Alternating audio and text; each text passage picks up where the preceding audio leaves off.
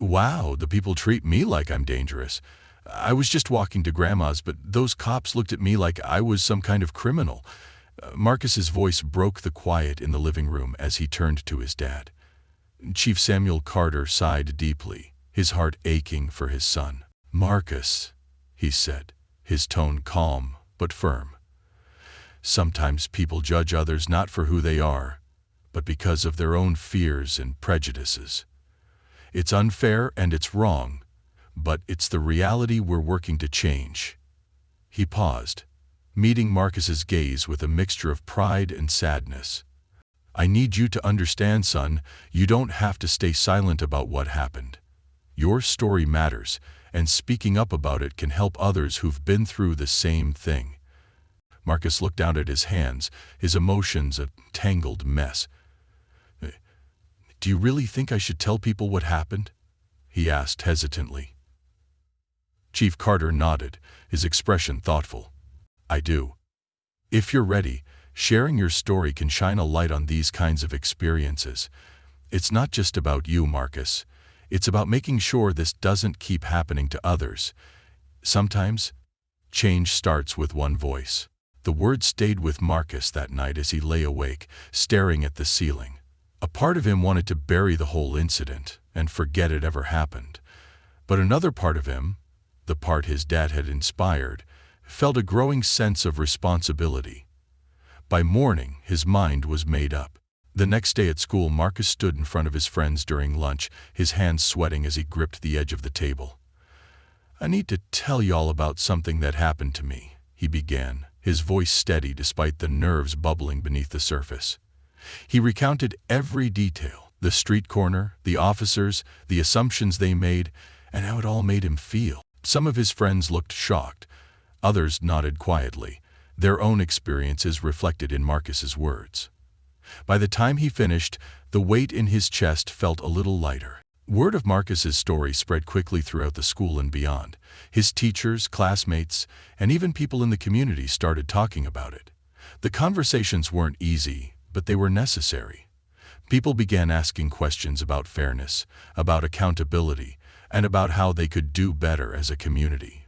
Chief Carter, moved by his son's courage, took immediate action within the department. He organized a series of mandatory workshops focusing on empathy, active listening, and understanding the perspectives of the people they served. He brought in experts to lead discussions on bias and the importance of treating everyone with dignity. "These aren't just policies," Carter told his officers during one of the sessions. "This is about how we show up for the people we're sworn to protect. We're not just enforcers, we're members of this community." Meanwhile, Marcus found himself becoming something of an advocate. Teachers invited him to speak in their classrooms, and he even shared his story at a community meeting. Each time, the words flowed more easily, and he began to realize the power in his voice. He wasn't just telling his story, he was inspiring others to stand up, to question, and to demand better from those in positions of power. Months passed, and the changes in Crestwood were tangible. Officers were seen more often engaging with residents, playing basketball with kids, attending community events, and listening instead of judging. It wasn't perfect, but it was progress. One sunny afternoon, Marcus walked down the same Maplewood street where the incident had happened, a sense of pride swelling in his chest. This time, there were no stares, no questions, no suspicions, just the sound of birds chirping and the steady rhythm of his footsteps. When he arrived at his grandmother's house, she greeted him with her usual warm smile. "You're making a difference, you know," she said as they sat on the porch.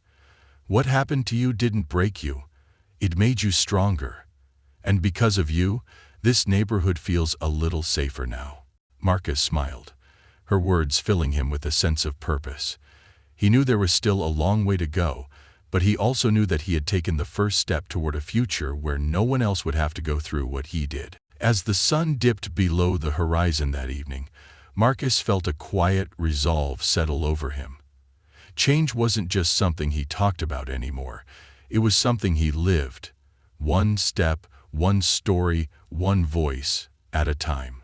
This girl was quick. She darted through the automatic doors, hitting the pavement outside the store like a runner out of the blocks.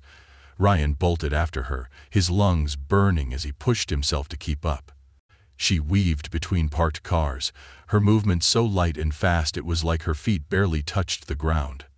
Ryan's pulse thundered in his ears, partly from the chase and partly from something else, a creeping unease. Why was she so desperate?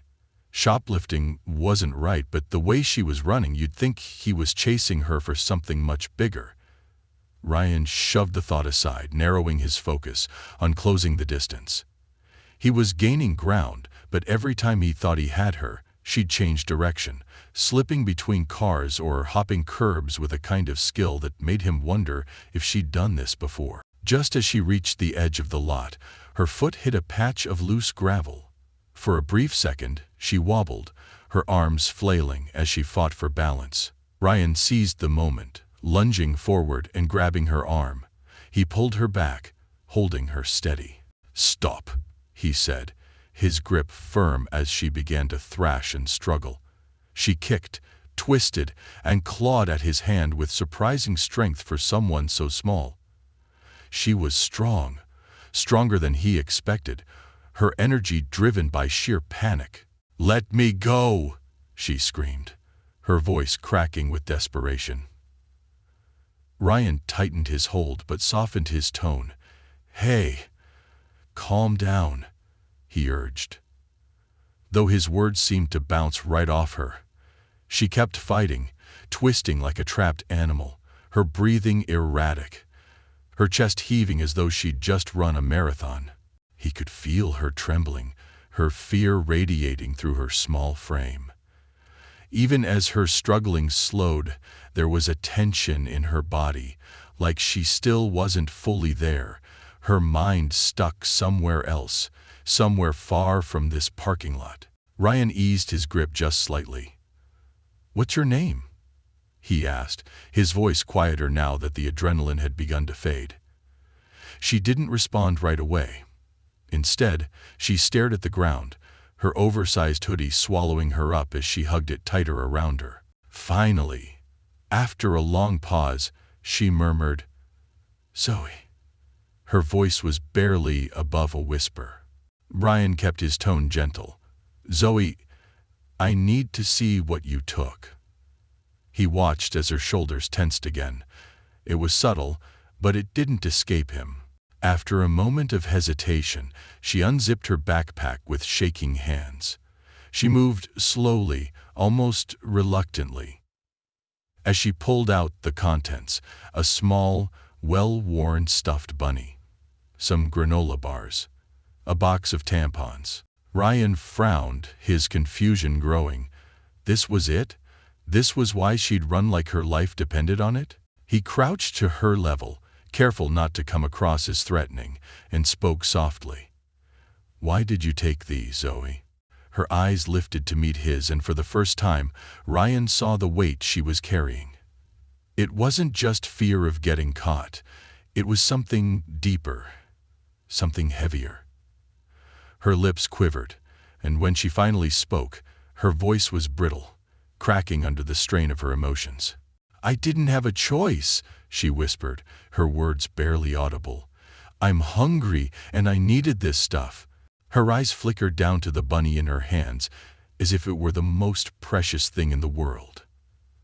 Ryan's brow furrowed, struggling to understand. "A stuffed bunny? You needed this?"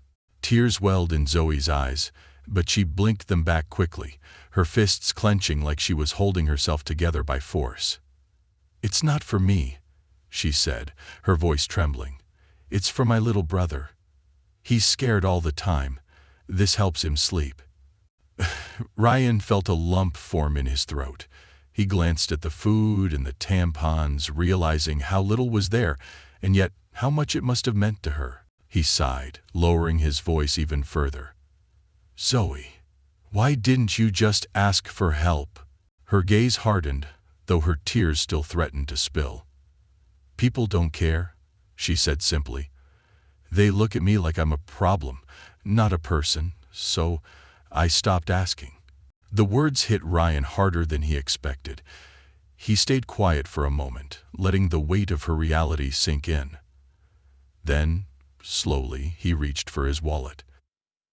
"Look, I can't fix everything," he said carefully. "But let me help you with this." Zoe stared at him, her expression unreadable. Slowly, she nodded, though it was clear trust didn't come easily to her. Ryan handed her a few bills, enough to cover what she needed and then some. "Next time," he said, standing up, "just ask. Not everyone's going to say no." As she turned to leave, the bunny clutched tightly in her arms. Ryan stayed rooted in place, watching her go. His heart was heavy, but there was a flicker of hope too. A hope that maybe, just maybe, a little kindness could make a difference. Michael had been patrolling the aisles for about an hour, the faint buzz of the overhead lights blending into the monotony of the day. It was one of those shifts where nothing stood out. Customers moving through the store, carts rattling, shelves being picked over. All routine. Until he saw her. She couldn't have been older than 11 or 12. A slim, black girl, swallowed up by a hoodie that hung loose on her small frame, a backpack hanging off one shoulder. Something about the way she carried herself made Michael stop. It wasn't just her appearance. It was how she moved. Too calculated, too wary. Michael had been in security long enough to recognize the signs. This wasn't casual browsing. She was up to something. He stayed on his route, keeping her within his peripheral vision, making sure not to let on that he'd noticed her. He knew better than to spook someone too early. If you let them feel unnoticed, they'd either make their move or slip up. And this one? She was careful, like she'd done this before. Her actions were deliberate. She'd linger by a shelf, look over her shoulder, then drift to another aisle, always casting quick glances around. Michael felt it deep in his gut. She was about to cross a line. He started to close the gap. Slowly. Strolling down the aisle she was in, he pretended to inspect a nearby rack, his eyes discreetly following her every move. She had her phone in hand, tapping at the screen, glancing up occasionally, like it was her cover for loitering. Then it happened. She moved faster this time. Her hand darted out, grabbing something off the shelf and tucking it into her backpack in one smooth motion. No hesitation, no second glance. And then she was heading for the door. Michael's instincts flared. He knew he had to intercept her before she made it outside. But as he trailed her, a new thought crept into his mind. There was something more to this girl. Something heavier. It wasn't just about the act of stealing. The way she walked, the tension in her body. It felt like she was carrying more than just fear of getting caught. Michael stayed behind her, his pace steady but measured. As she got closer to the exit, he quickened his steps. He didn't want to scare her into bolting, but he also couldn't risk letting her slip away. Then she ran. Not the casual jog of someone trying to escape a small-time mistake. This was different. This was desperate. She took off like the world was closing in behind her, as if getting caught wasn't just about the stolen item. It was about everything she was running from. Michael's boots pounded against the tiles as he chased after her. She wove through the aisles, her backpack bouncing wildly with every step. Other shoppers barely had time to move out of the way as she darted past them, narrowly avoiding collisions. "Stop!" Michael shouted, his voice cutting through the commotion, but she didn't even look back. He grabbed his radio, calling for backup, though he doubted they'd make it before she was gone. Michael pushed harder, his focus locked on her. This wasn't just a chase anymore. There was something deeper going on, something he couldn't quite put his finger on. The girl rounded a corner, knocking over a display of cereal boxes in her path, sending them scattering across the floor. Michael vaulted over the mess, closing the distance between them. The gap was shrinking, but she was fast. Too fast for someone her size. It was like adrenaline had taken over, fueling her beyond what seemed possible. He shouted again, his voice firm but not harsh. "Kid, stop! You're only making this worse." She didn't flinch, didn't hesitate. She kept running like stopping wasn't an option. Michael's chest burned from the effort, but he wasn't giving up. He could see it in her. The fear, the fight, the determination. This wasn't just a theft. Whatever she was fleeing from, it was bigger than the store. As she neared the main entrance, Michael knew he had to act. If she made it outside, it would be over. The crowd, the parking lot, she'd disappear in seconds. "Hey, stop right now," he yelled, his voice cutting through the noise around them. But she didn't stop. She burst through the doors, the bright light from outside swallowing her up. Michael followed, his boots skidding slightly on the polished floor. He could feel every second slipping away, every step taking her further out of reach. The chase wasn't just about the stolen item anymore. It was about finding out what had driven her to this point. And as she disappeared into the streets, Michael couldn't shake the feeling that he hadn't just lost a suspect. He'd lost a chance to understand something far more complicated than theft. Jada had barely looked at Michael since they sat down, her fingers clutching the straps of her backpack like a lifeline. He waited, giving her space, but the silence between them was heavy. Finally, she spoke, her voice barely above a whisper. "She's never around," Jada began, her words shaky but steady enough to carry her pain. "She drinks a lot. Malik hasn't seen her in weeks." Michael stayed quiet, unsure how to respond. The anger that rose inside him wasn't aimed at Jada, but at the situation she'd been forced into. The adults in her life, the ones meant to guide and protect her, had failed. She was just a kid, carrying responsibilities no one her age should have to bear. He took a deep breath, trying to piece together his next move. He couldn't just let her walk away, but he wasn't about to throw her into more trouble either. There had to be another way. "All right, Jada," he said finally, his voice softer than he expected. "I'm taking you to see Malik, but we need to talk about what happens after that. You can't keep doing this, no matter how good your intentions are. Do you understand?" Her eyes snapped up to meet his, wide with disbelief. "You're not taking me to jail?" Michael shook his head. "No, I'm not. But this can't continue. We're going to figure out a way for you to care for your brother without putting yourself in situations like this. We'll figure it out together." The hospital wasn't far, a short drive that felt longer in the heavy silence between them. While she stared out the window, Michael made a couple of calls. The first was to his sergeant, explaining the situation. He knew this wasn't by the book, but rules didn't always account for what was right. His second call was to a social worker he'd worked with before, someone he trusted to help Jada and Malik. When they arrived, Jada led the way to Malik's room. The boy was asleep, looking impossibly small in a hospital bed surrounded by machines. Jada gripped the stuffed bear tightly but didn't wake him. Instead, she sat beside him, her hand brushing lightly over his cheek. Michael stood in the doorway watching. The love and protectiveness radiating from Jada were undeniable. This wasn't just about her stealing to survive. It was about her doing everything she could to keep her brother safe.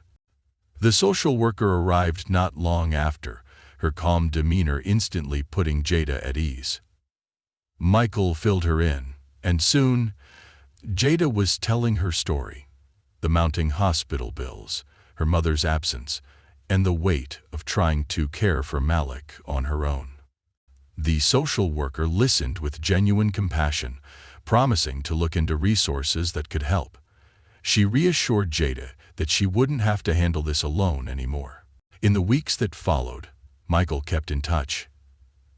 He visited the hospital, checked in with Jada and Malik, and followed up with the social worker to make sure progress was being made. It wasn't an instant fix, but bit by bit, the pieces were falling into place. One afternoon, Michael stopped by the hospital again. He hadn't planned on staying long, just long enough to see how things were going. Jada was waiting in the lobby, her face lighting up when she saw him. "Malik's doing better," she said with a small smile. "They think he might be able to go home soon." "That's great news," Michael replied, genuinely relieved. Malik had been through so much, and knowing he was improving felt like a win for everyone. Jada shifted the straps of her backpack, the same one she'd clung to that first day. "The social worker's been amazing," she said quietly. "They're helping with Malik's bills, and we've got food now. I don't have to, you know?" Michael nodded, pride swelling in his chest. "You're doing great, Jada. I knew you would." She looked down, a shy smile playing on her lips. "I wouldn't have made it without you," she admitted. "You would have found a way," Michael said firmly. "You're stronger than you think." Before he left, Malik waved at him from his bed, the stuffed bear still tucked under his arm. "Thanks for helping my sister," he said, his voice quiet but full of gratitude. Michael knelt beside him, smiling. "You've got an amazing sister, Malik. She loves you more than anything." "I know," Malik replied, his grip on the bear tightening. As Michael walked out of the hospital that day, he felt a sense of purpose he hadn't felt in a long time. Jada and Malik weren't just another case. They were a reminder of why he'd joined the force in the first place. A few days later, Michael visited again. Jada greeted him with a genuine smile, the weight she'd been carrying now lighter. Malik was stable, and the future, while still uncertain, felt more hopeful than it had in a long time. "You saved us," Jada said softly as he prepared to leave. "No," Michael corrected, "you saved each other. I just gave you a little help." And with that, he walked away, knowing they'd be okay, and knowing he'd be there if they ever needed him again.